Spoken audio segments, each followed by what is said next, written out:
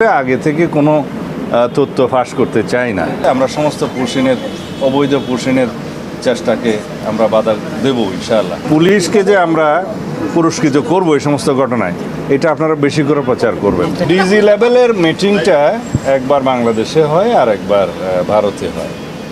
তো এটা এবার আমাদের যাওয়ার পালা। ডিজি লেভেলের মিটিংটা ওখানে হচ্ছে, ওখানে সমস্ত বিষয়গুলো আলোচনা হবে। এটাকে ডিজিএলটি বলা হয়, ডিজি লেভেলের টক। সেই টকের সিদ্ধান্তগুলো ওখানে সামারাইজ করে সিগনেচারের বিষয় আছে, সেটা আগে আলোচনা হোক, দেখি। আমরা ডিপ্লোম্যাটিক চ্যানেলে এগুলো আলাপ আলোচনা করে সমাধানের চেষ্টা করছি এবং আমাদের বর্ডার গার্ড তারা সতর্ক আছে। আমরা সমস্ত পুশিনের অবৈধ পুশিনের চেষ্টাকে আমরা বাধা দেব ইনশাআল্লাহ। এ পর্যন্ত তাই হয়েছে।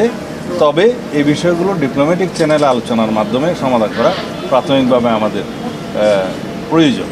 অভিযান সবসময় চালু আছে। আমরা বিশেষ অভিযান পরিচালনার ক্ষেত্রে আগে থেকে কোনো তথ্য ফাঁস করতে চাই না।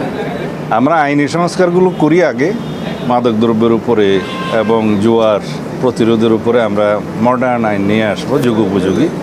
তখন আমরা আসামি এদের বিরুদ্ধে যথাযথ প্রক্রিয়ায় আইনি প্রক্রিয়ায় আগাতে পারবো। এখন যে আইনগুলো আছে ওখানে কিছু দুর্বলতা আছে, যার কারণে অপরাধীরা ছাড়া পেয়ে যাচ্ছে, সেগুলো আমরা আগে অ্যাড্রেস করব।